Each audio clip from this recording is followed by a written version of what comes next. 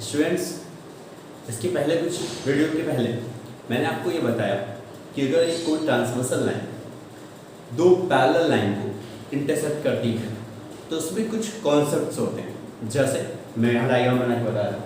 Suppose कर लो कि A B और ये सी डी क्या है, ये पैरेलल लाइन है और तीसरी लाइन इनको इंटरसेप्ट कर दी, तो तीसरी लाइन क्या कहलाएगी? ट्रांसवर्सल लाइन कहलाएगी। अब इसके कुछ कॉन्सेप्ट थे, जैसे यहाँ मैंने कुछ एंगल नाम दे दिया 1 2 3 4 5 6 7 8।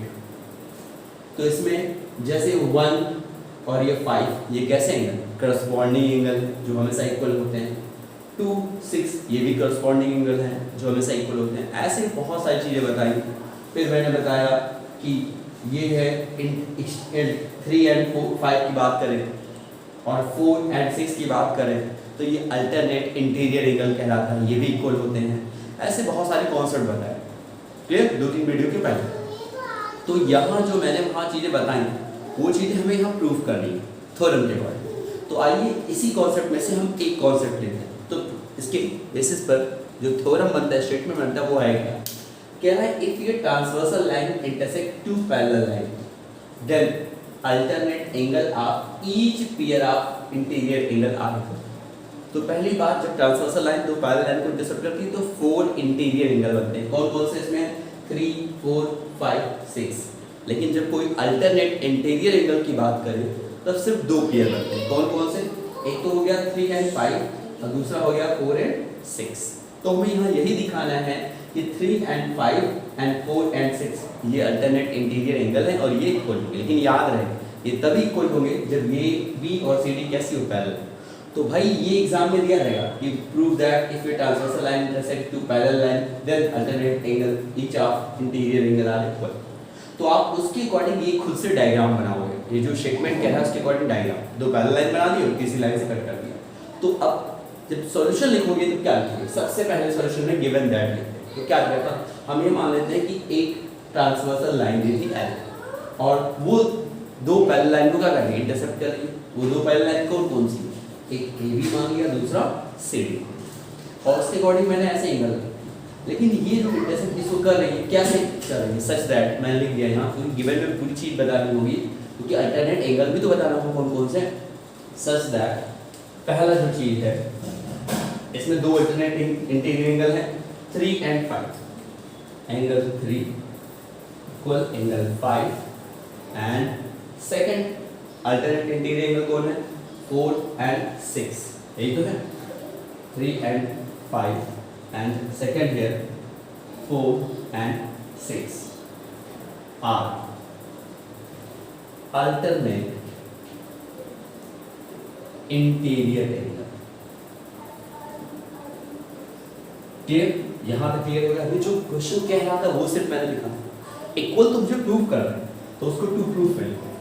टू प्रूफ जो आपको प्रूफ करना है, प्रूफ करना है कि ये जो है फर्स्ट कंडीशन आपको प्रूफ करना है angle 3 equal angle 5 and second angle 4 is equal to angle 6।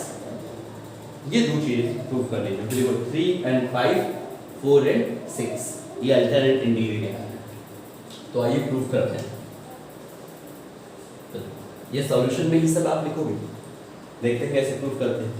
अभी मैंने जस्ट इसके पहले एक वीडियो अपलोड किया, उसमें मैंने क्या बताया कि वर्टिकली अपोजिट एंगल हमेशा इक्वल होते हैं।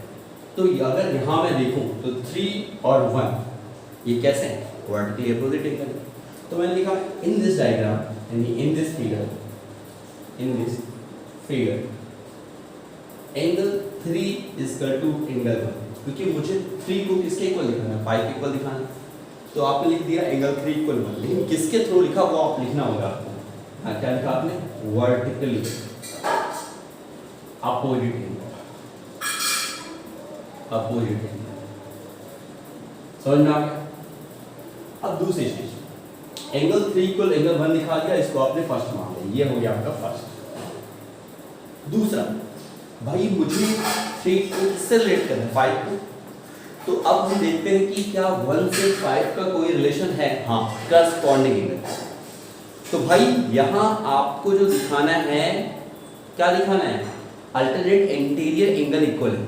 तो बाकी अदर जो कॉन्सेप्ट थे वो हम यूज कर सकते हैं। जैसे मैंने कहा था अगर ये है तो यहाँ करस्पॉन्डिंग एंगल इक्वल होंगे, तो 1 इक्वल किसके लिख सकते हो 5 पे। ऐसा याद रहे जिस प्रॉपर्टी आपको प्रूव करना है उसका यूज नहीं कर सकते, बाकी अदर का तो यूज कर सकते हो। तो एक दूसरे को हम एक दूसरे की हेल्प से यूज कर प्रूफ करते हैं। तो मैं अब 1 को 5 से रेट करने जा रहा हूँ और किसके अकॉर्डिंग करूँगा, करस्पॉन्डिंग एंगल के according. And angle 1 is equal to आपने लिख दिया एंगल 5, ये किसके लिखा, करस्पॉन्डिंग, करस्पॉन्डिंग। समझ में आ गया। तो आपको यहाँ लिखने की जरूरत नहीं, corresponding angle are equal if transversal are intersect two parallel line, लिखने की जरूरत नहीं क्योंकि आपने बता ही दिया पहले से कि 2 पैरेलल लाइन है। तो बस ये रीजन लिखना जरूरी है बगल में, नहीं लिखोगे तो एग्जाम में नंबर आपको नहीं मिलने वाला। तो अब मैं इसको फर्स्ट मान लिया, इसको सेकंड मान लिया। अब देखो एंगल 3 किसके इक्वल था 1 के, और 1 किसके इक्वल हो गया 5 के।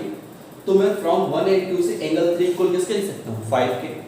सो मैं लिखा फ्रॉम 1 एंड 2 वी गेट, हम लिख सकते हैं angle 3 is equal to angle 5। क्या प्रूफ हो गया एक। सेम ऐसे हम सेकंड वाला भी प्रूफ करें। अब किसको प्रूफ करना है देखो, 4 और 6 को। तो फिर 4 इक्वल किसके लिखोगे 2 के, ऐसे लिख दो।